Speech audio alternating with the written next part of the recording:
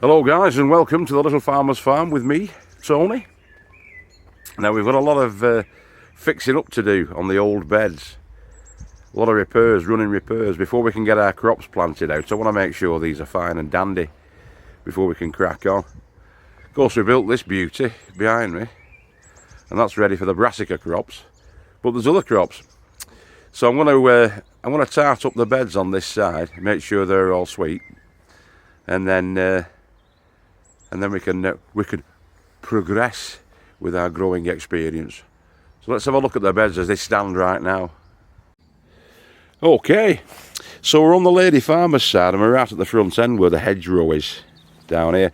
Now this pathway needs to be rectified really and agreed upon. So I'm going to bring it away from where those pallet beds are all the way up here. Can you see how it's been pushed out over the years?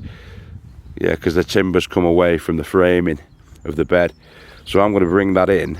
So I've got about 2 feet there of a pathway, and it's easy then to get down, to maintain the hedgerow, to pull out the weeds, to keep it nice and neat and tidy. So I'm going to do that. I'm going to bring it in level with the pallet collars. Needs totally redoing that. So all the old timber's going to come out. On this one, which is the strawberry bed, initially I was just going to take it back a couple of inches here, about 4 or 5 inches on the ends, and then put another piece in there, another piece of timber in there. But I'm not going to do that now, because looking at it, it's rotting, and it's rotting all the way up to here, and perhaps beyond. But I'm going to take it to where that stave is there, and run that to both sides. Take those out. Can you see where it's rotting underneath the timber? Take those out and replace them on that one. The other ones aren't looking too bad. It's the ends that seem to push away. So I'm going to reinforce these ends with more of those staves and give it something better to fix to. Take out that section at the front there because it's a bit manky, and replace that. Where are we? I think on the back end of that, I think I replaced that one previously. But I'm going to check them all and make sure that that they're sound and stable. Luckily, we've got wood. So we've got the wood that we've reclaimed some of it, or we will be reclaiming some of it from the older beds. Some of it that's been in the ground isn't salvageable really, but the top sections are. That's not too bad. As we go around, I've got loads of the old beds.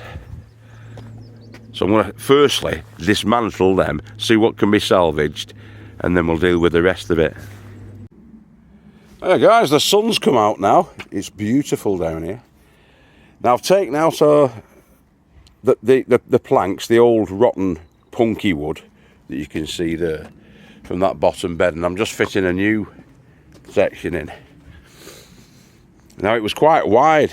It was like a good 1.5 foot wider at this end, because the wood had perished, and when we filled it up with the manure, the well-rotted manure, it sort of spilled out that way. So I've straightened that up, and I put the well-rotted manure into the beds that are inside that new netted cage that I've made. This one. So I'm filling the middle beds up with any spare soil and growing medium that I can find. So what I've done is, I was hoping that those planks from the beds that I've recovered some of those planks, some of the good ones from the old beds, and I was hoping that they would fill in and create the new bed, but it's not doing so. I had a piece left of the new wood, the new reclaimed wood rather, that I made the base of the netted tent with. That stuff along the bottom,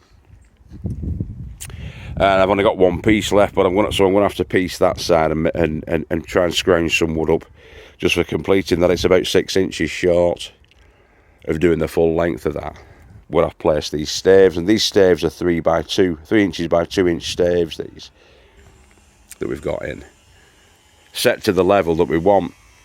So we knock the staves in, put the spirit level on top, making sure it is level, because I'm anally retentive, and then I'm going to screw it up. That's not actually been screwed in yet, but we reclaimed some screws as well from the old wood I managed to get some screws out of it. So what I'm going to be using them for is to fix the new bed on with. Eventually they'll go, but then you can just replace them. It's just trying to save a bit of money and also trying to be a bit more conscientious as to waste that you're creating. Reuse, repurpose, recycle, guys, as we always say. So that's the plan. So I'll finish that off now and I'll show you. So when I'm cutting the ends of these beds, because the staves are already in and they're set to the right sort of a height and level, what I will do is just match up to the end there, and then obviously I need to cut that because the wood is too long. So I'll just use my marker pen and run a line on the back there, and that's my cut mark. So I'm going to cut that off, and then it should be precise to that end.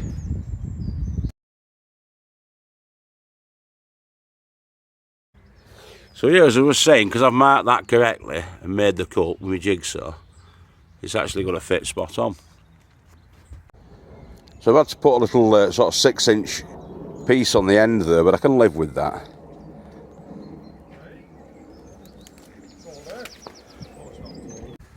Somebody had parked up on the top lane. They thought it was my car, but I'm never in anybody's way, mate. Anyway, I'll show you the bed. So that's that one done. Just straighten everything up, and it's in line now with the pallet bed, the pallet collars on both sides. Just needs a bit of backfilling around the sides there, and it's sorted. As is this one. I've done a similar sort of patch-up job with this bed here. Cut out the mucky, manky sections and fitted new in there, or new reclaimed, as we always say. I'm going to do that potato bed now. There's a long section which is going to have to be pieced into two, and this end section. But I've already knocked in the staves, these 3x2 staves. I'm just going to put one up at that end now, and maybe one in the middle. But I've got a couple of those left over there. So happy days. So because I'm piecing these planks in place, I've cut a stave using that 4x2, little off-cut of 4x2 with my jigsaw, my DeWalt 18 volt XRLI ion jigsaw there. Okay, so that's going to be going in to act as a piece to screw to in between where the plank ends and where the plank section, which is going to be about a 2-foot section or 2.5 feet to make up the length, is going to go in place. So I'm going to knock that in. That's a fair old stave, that, and that should be quite solid. So I'm going to knock that in and screw that to the outer boards so that it's rock solid. And then I can continue on then with another offcut of this timber. I found that up in the tiki hut, up at the top, that trampoline framed polytunnel that I created. So I'm going to fit that in there, and that'll act then as an anchor point for the timber as it gets screwed to it. So the 4x2 stave is in the ground now, and it's just at the right level, and it can be screwed to that and screwed to that, giving that extra support. And there we go. And I think that'll do for that repair. You know, sometimes I forget what an allotment's all about, what it's actually for. It's for growing food, isn't it? It's for growing crops. Let's crack on. Right, so first up we've got the broad beans on the go. How many have I got? 6, 7, 8, 9, 10, 11, 12, 13, 14, 15, 16 broad bean plants. So I'm going to put them in the cage at the front. Or shall I not? Shall I not? Shall I put them outside? I think I'm probably better off putting them outside because they need pollinating, don't they? Right. These guys, however, will love it inside that tent. And these brassicas and cruciferous vegetables are dying to get out. You can see on the leaf there, they need the nutrition. They're getting yellowed off and what have you. So let's get these babies in the ground. Pak choy, 12 of, and 12 holes made with these 2 fingers, like that, in the soil. Couldn't be easier. Let's get them in there. We're going to gently squeeze them out of their little cells and pop them in. Pak choy in the ground. It's not rocket science, guys. We get them banged in. Well, that's the spinach in. And we moved on to the cauliflower. So I'm going to put 2 cauliflower there at the end. There's altogether 12 spinach plants there. But they're multi-sown, so there's a few more. I think that's a single seeder. But the other ones are 2 or 3 seeds that have gone into the cells. So that should bush out quite nicely. That'll fill up the space, that cauliflower. I've carried on with the cauliflower into this bed here as well. So I've spent 10 cauliflower, and I've got 2 more there. Now there's going to be another 8 cauliflower going into there, but there's 12 cells. So that leaves me with 6 altogether. So there'll be 4 left in there, and 2 left there. So that'll be 6. They're going to be going into these central beds, along with any other spurs that we've got into these central beds. But yeah, that's all going to be the cauliflower area around here. And then we've got the kale, curly kale. Again, there's only going to be about, maybe 10 plants of curly kale in this area, in this sort of 5 foot by 3 foot bed. Well, 2.5 foot by 5 foot, probably, bed, the pallet collars. And then we're going to continue on. So we've got, what have we got here? We've got the cabbage. So again, there's only going to be sort of like 8 cabbages going into there, into this area. We're probably going to get about 12 plants, because they do spread the wings, these larger calabrese, like the broccolis. So we've got the calabrese there, calabrese, which you may know as cauliflower. Sorry, as broccoli, but it isn't. It's what you get in the shops, though. It's the large head. And then we've got the purple sprouting, I believe, down here. Or the sprouting broccoli, purple sprouting. So any spurs that we've got are going to go in this central bed. Once I top that off, I'm going to level it all out. That's the hugel culture bed again. These back ones are the hugel culture beds, where I put the punky wood from the old beds into the base of these, and then stacking it up with our own homegrown compost. Any spur soil that we've got from when we've been doing little excavations, that's gone into there, and that's going to be broken up, mixed in, and then topped off with the shop bought compost from the allotment shop.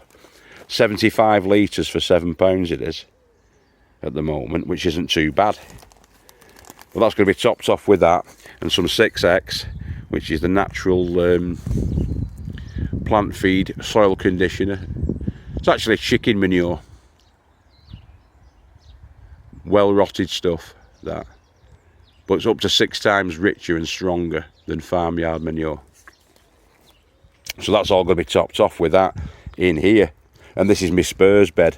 So we're going to have a collection in there of different crops. So there you have it. Another wonderful day down here in Eden, for a change. It's been lovely, it's been gorgeous. How's that? Is that any better? So yeah, take care of yourselves and each other. We'll see you tomorrow. We'll get these topped off and planted up, and job's a good one. I'll have a full brassica cage. Take it easy, boys and girls. Love you lots. Bye bye now. Ta-da.